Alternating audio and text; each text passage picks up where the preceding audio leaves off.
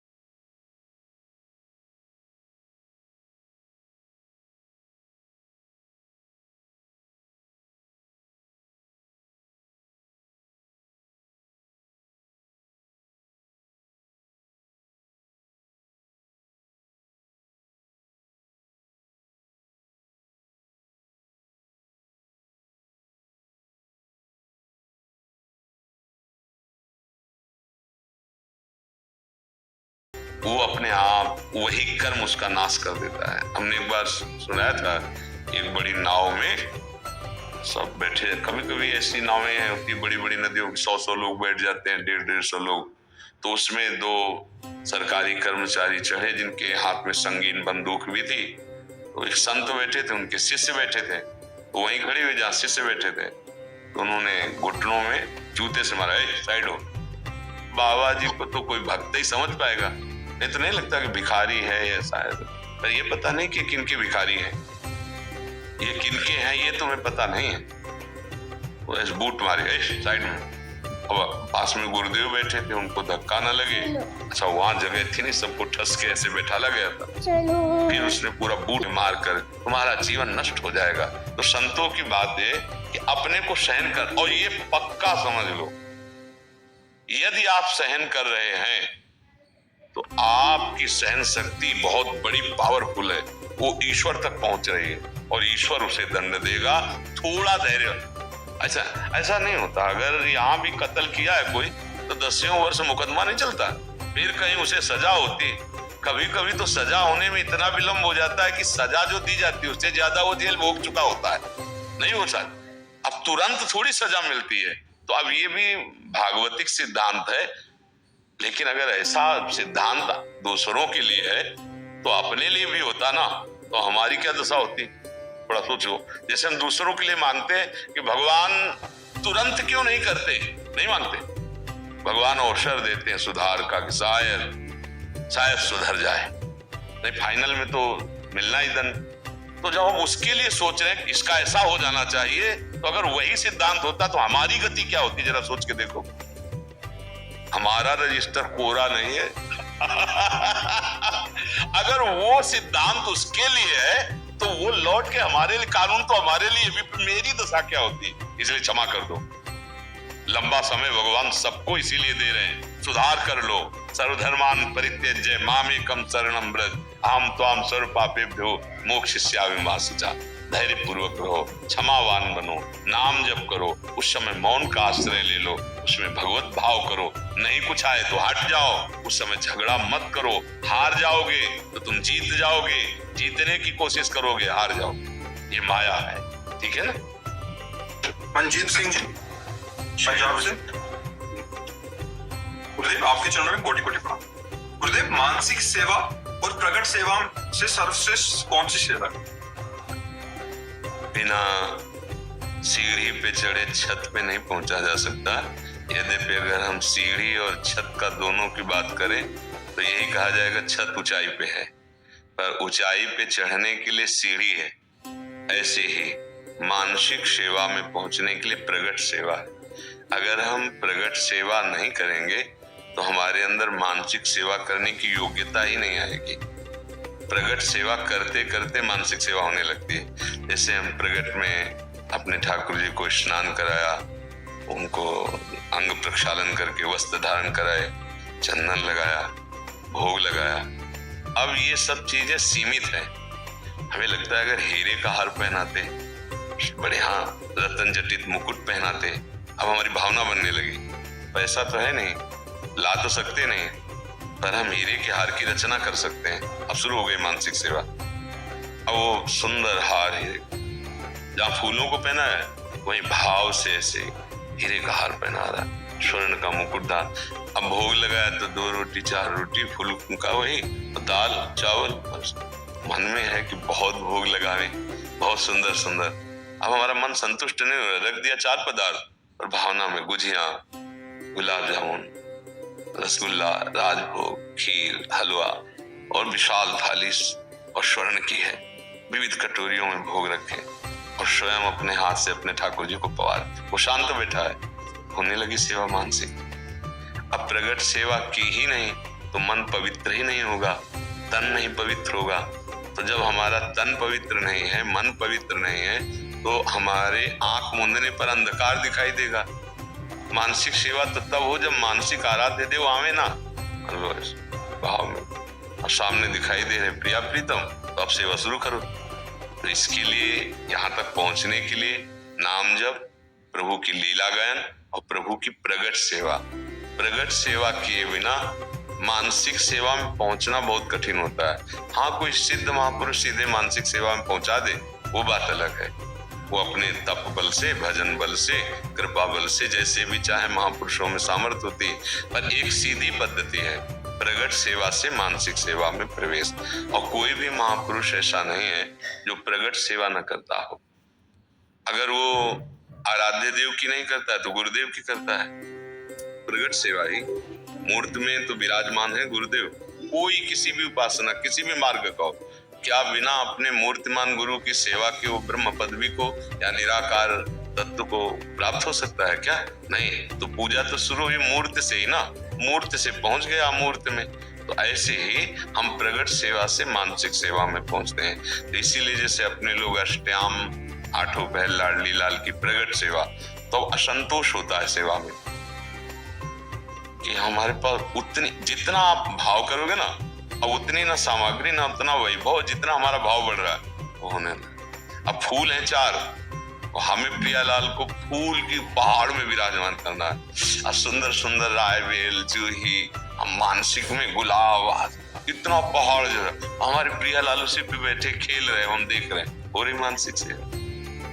प्रियालाल के पहले भाव में आए ना, भावोत्सवेन भजताम रस काम धेनु, तो उसके लिए हमें प्रगट सेवा और हमारा शरीर पवित्र आचरणों से युक्त हो जाए, पवित्र आचरणों से।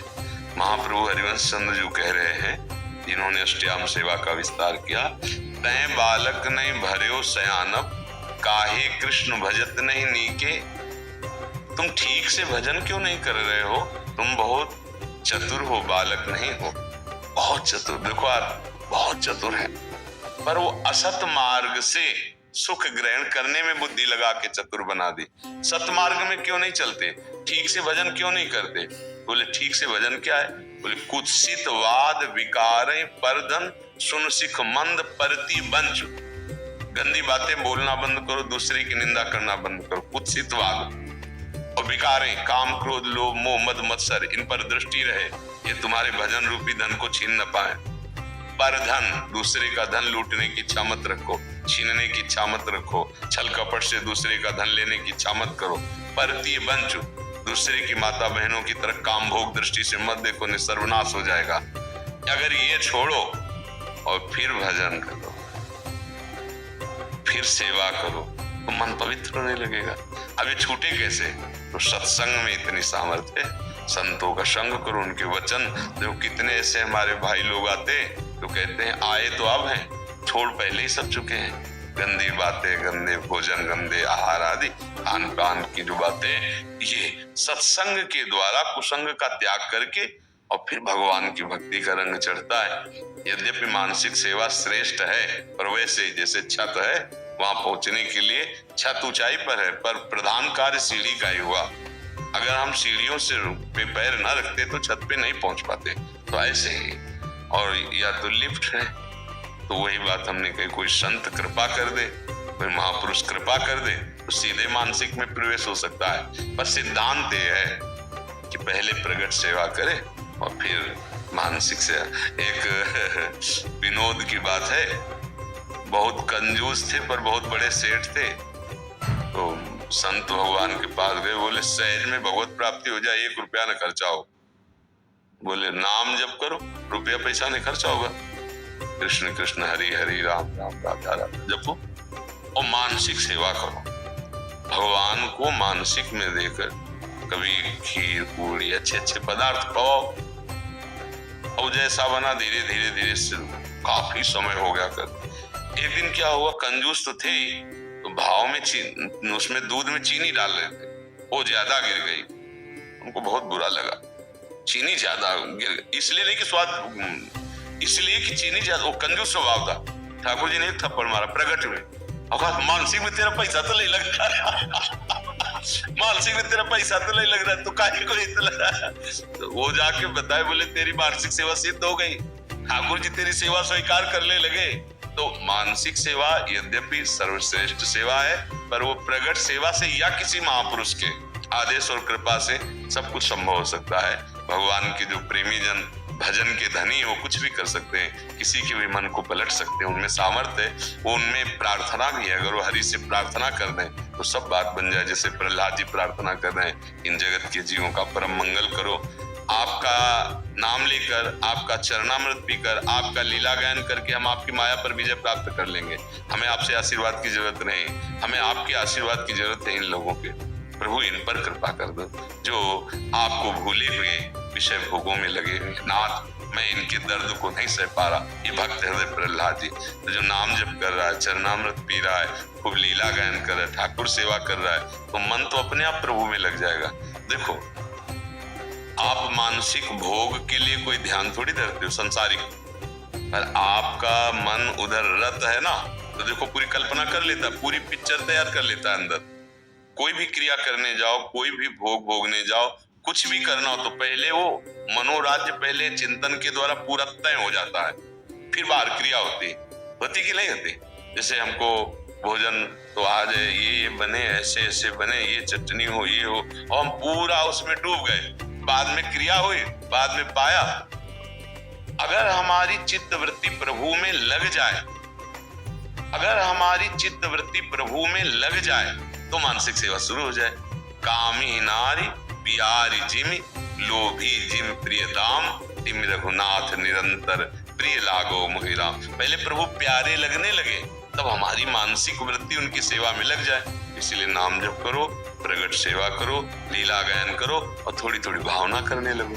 आज प्रभु को ये हम पहनाएंगे, ये पवाएंगे, आज प्रभु को ऐसे हम ऐसे, तो अपना जो भाव बन रहा है ये धीरे धीरे मानसिक सेवा में बदल जाता है।